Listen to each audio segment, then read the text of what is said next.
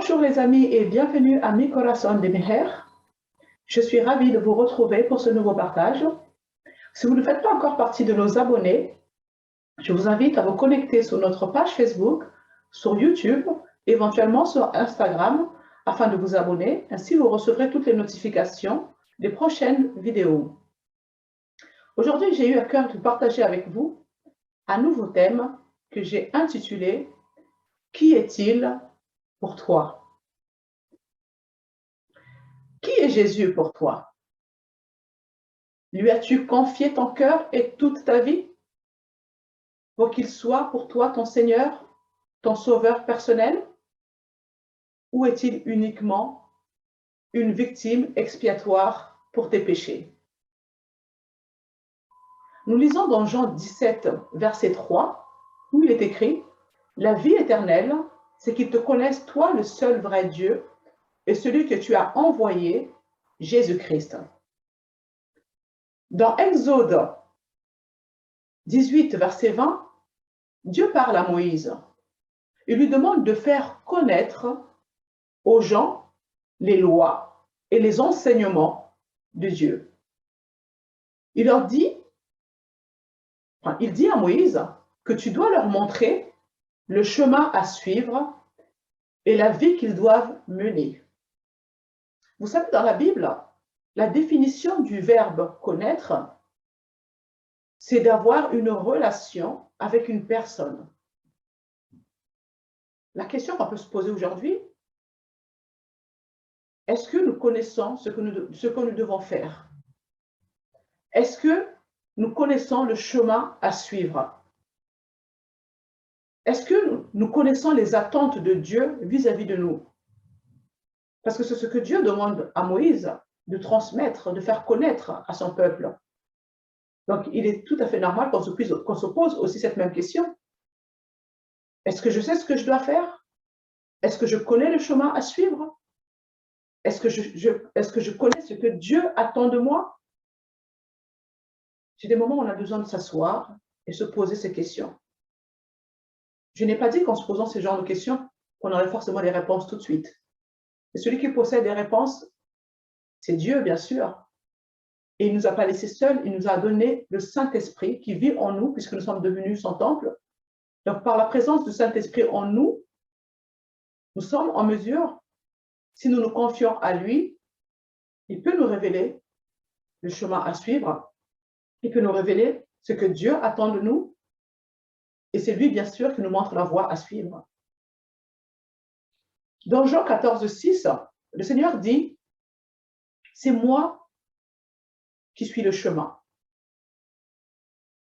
c'est-à-dire la vérité et la vie. Et personne ne vient au Père en passant par moi. » Mon ami, il existe une vie après la mort. Et la Bible appelle cela la vie éternelle.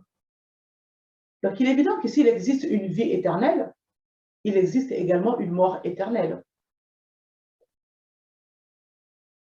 Il n'y a que deux chemins que nous pouvons emprunter après notre mort. Soit le chemin qui mène vers la vie éternelle, soit le chemin qui nous mène vers une mort éternelle. En général, lorsqu'on ne connaît pas son chemin, on finit par se perdre. Quand on veut se rendre à un point donné et qu'on ne maîtrise pas le trajet, en général, on se perd, on fait du surplace, on tourne en rond. Et parfois même, ça nous énerve. Mais pour emprunter ce chemin qui mène vers la vie éternelle, il nous faut connaître Christ. Car comme nous l'avons lu, dans Jean 14, 6, Jésus dit « Je suis le chemin, la vie et la vérité. Et nul ne vient au Père qu'en passant par moi. » Et nous avons lu également dans Jean 17, verset 3, « La vie éternelle, c'est qu'ils te connaissent, toi, le seul vrai Dieu, et celui que tu as envoyé, Jésus-Christ. » Les choses sont claires. C'est lui qui est le véritable chemin qui nous conduit au Père.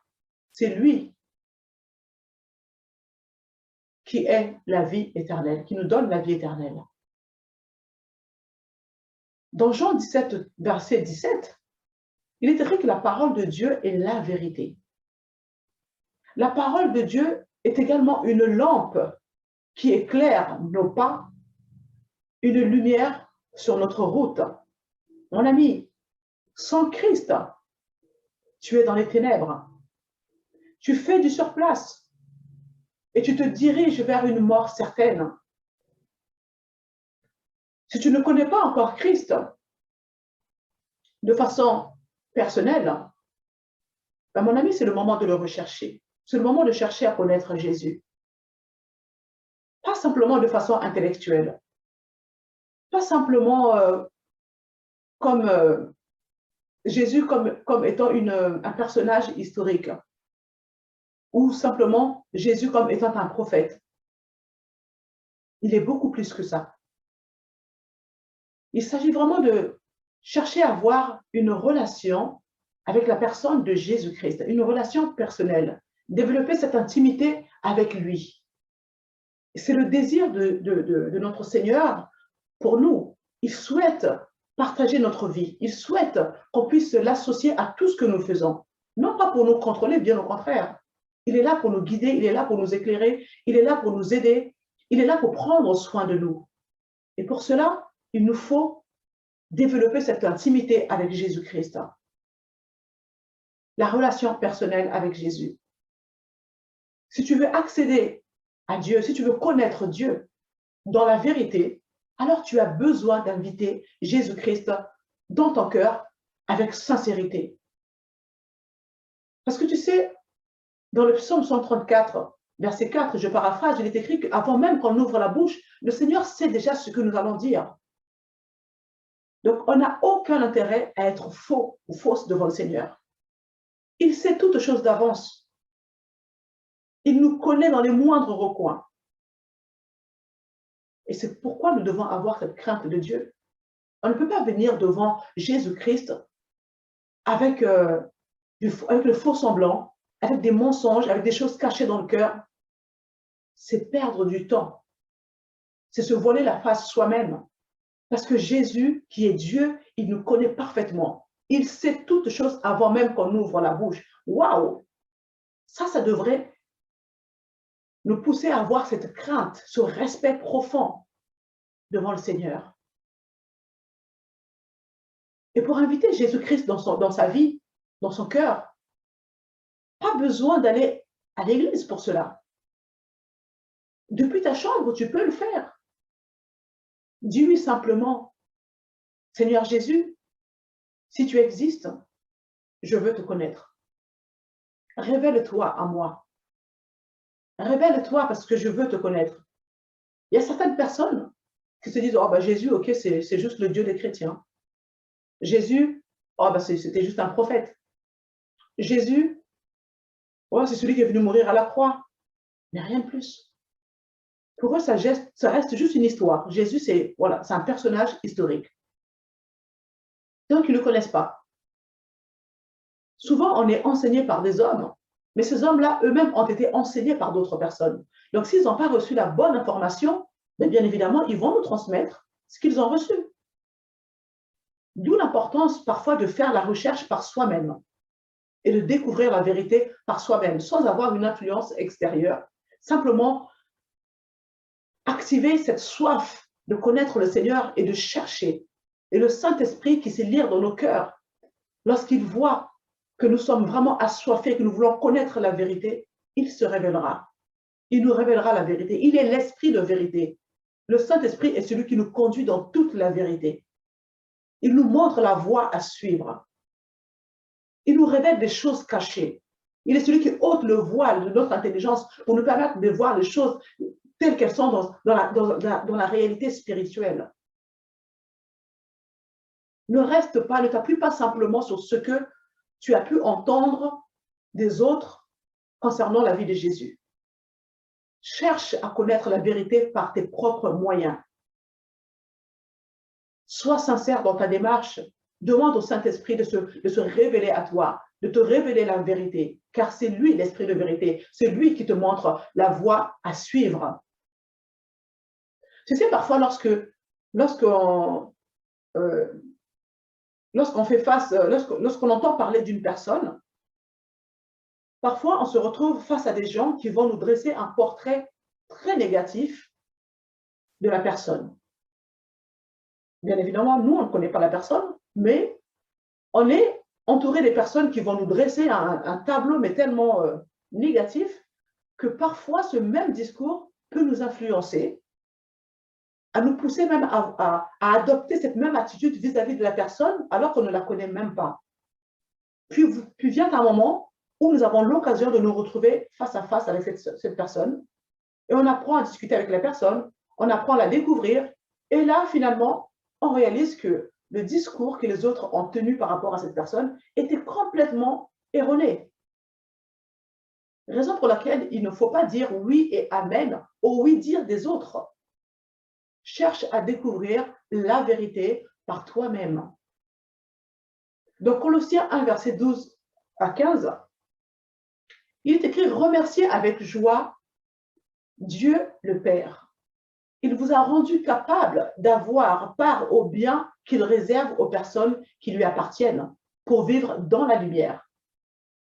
Il nous a en effet arrachés à la domination de la nuit, dans certaines versions c'est marqué les ténèbres, et il nous a fait passer dans le règne de son Fils bien-aimé. C'est par lui que nous sommes délivrés du mal et que nos péchés sont pardonnés. Le Christ est l'image visible du Dieu invisible. Il est le Fils premier-né, supérieur à tout ce qui a été créé. L'image du Dieu invisible nous est également révélée dans le passage de Acte 10, verset 38, où le Seigneur nous dit, où nous lisons, pardon, « Vous savez comment Dieu a choisi Jésus de Nazareth pour son service et il lui a accordé la puissance de l'Esprit Saint.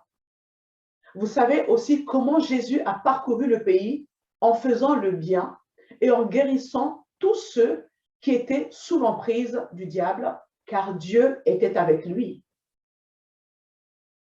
Donc, au travers de ce que Jésus-Christ a accompli sur la terre, nous apprenons à connaître le Dieu invisible. Il nous a révélé vraiment la nature de Dieu, la nature du Père.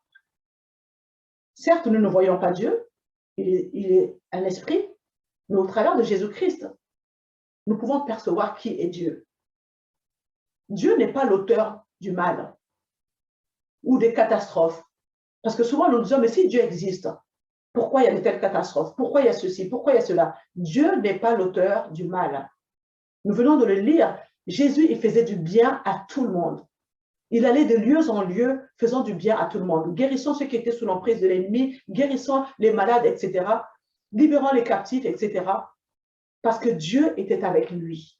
Jésus ne faisait que reproduire ce qu'il voyait son Père faire. Donc, quelque part, au travers de ses actes, il nous montre la nature de son Père. Le mal ne vient pas de Dieu. C'est Satan qui est l'auteur de toutes ces catastrophes et du mal. Dans Luc 4, versets 18 à 19, Jésus nous dit « L'Esprit du Seigneur est sur moi. Oui, il m'a choisi pour apporter la bonne nouvelle aux pauvres. Il m'a envoyé pour annoncer aux prisonniers « Vous êtes libres. Et aux aveugles, vous verrez clair de nouveau. Il m'a envoyé libérer ceux qui ne peuvent pas se défendre. Et aussi pour annoncer, c'est l'année où vous verrez la bonté du Seigneur. » Oui, Dieu a tellement aimé le monde qu'il a donné son Fils unique afin que quiconque croit en lui ne périsse point, mais qu'il ait la vie éternelle. Voilà ce qui est beau et ce qui plaît à Dieu, notre Sauveur. Il veut que tous parviennent à la connaissance, à la vérité. Il veut que tous soient sauvés. En effet, il y a un seul Dieu et aussi un seul médiateur entre Dieu et les êtres humains. C'est un être humain, le Christ Jésus, qui a donné sa vie pour libérer tous les humains. C'est là le témoignage que le Christ à donner au moment fixé par Dieu. Et c'est à cause de ce témoignage que Dieu a fait de Jésus-Christ un messager et un apôtre. Il a chargé Jésus d'enseigner aux non-juifs ce qu'il faut croire et ce qui est la vérité. Jésus-Christ ne mentait pas.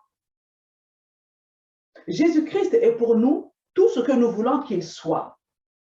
Notre Sauveur est ce que nous faisons de lui. Amen. Notre Sauveur est ce que nous le faisons.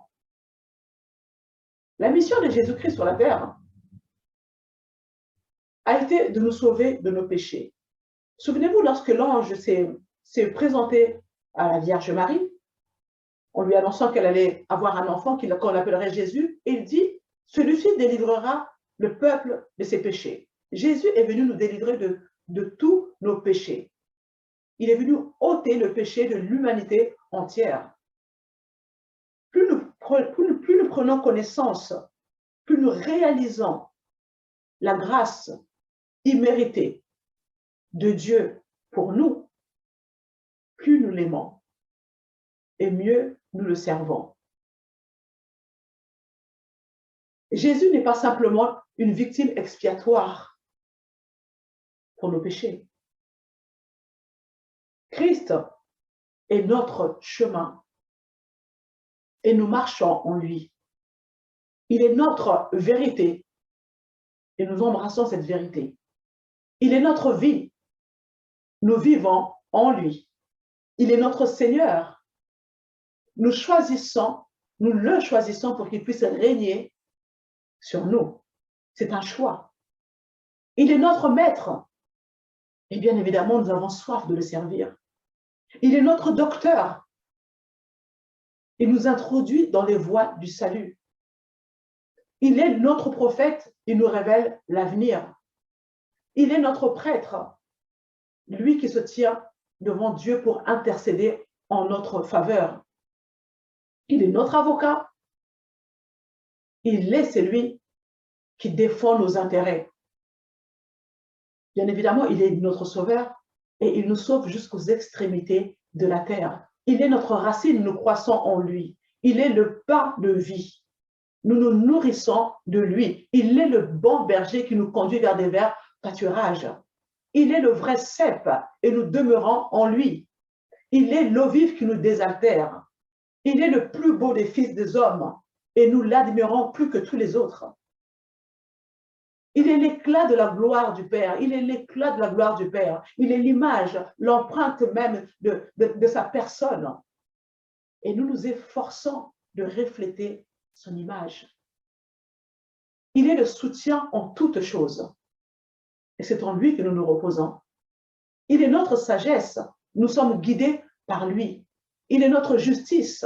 Oui, car Dieu l'a fait devenir péché afin qu'en lui nous devenions la justice de Dieu. Il est notre sanctification. Nous tirons de lui notre force pour pouvoir vivre saintement. Il est notre rédemption. Cette rédemption, c'est-à-dire qu'il nous a obtenu le rachat, le pardon éternel.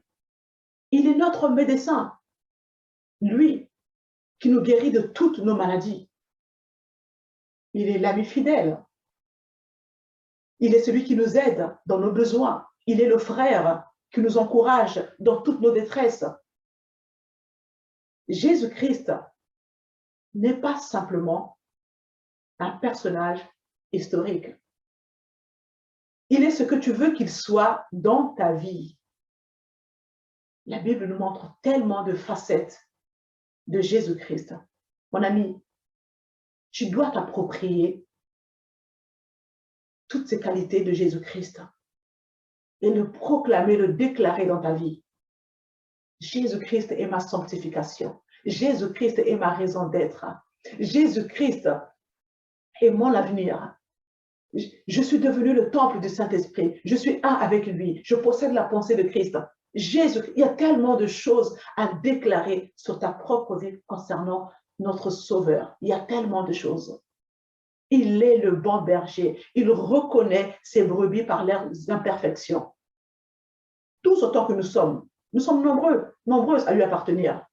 Mais Jésus sait nous reconnaître, il sait reconnaître chacune de ses brebis par nos imperfections. Ces brebis entendent sa voix et le suivent, nous dit la parole. Une brebis en bonne santé ne suivra pas la voix d'un étranger.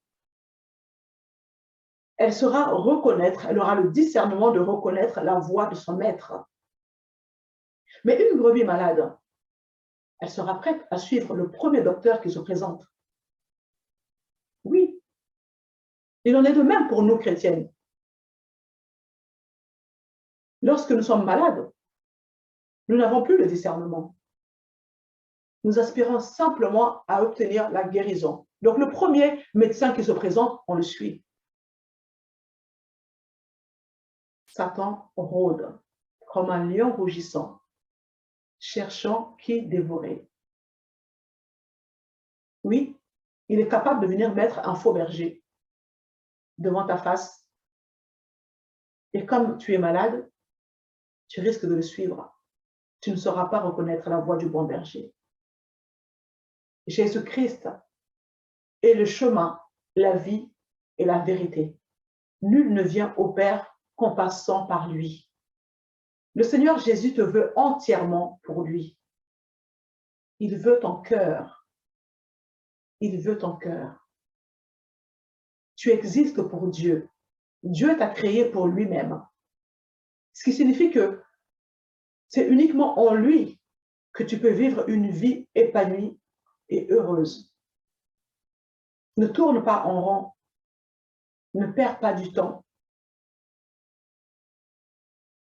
Reconnecte-toi à ton Créateur, Jésus-Christ.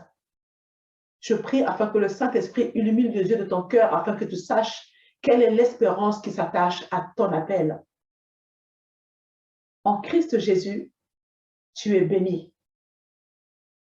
Mon ami, reçois le véritable berger dans ta vie. Je vous dis à très bientôt. Merci.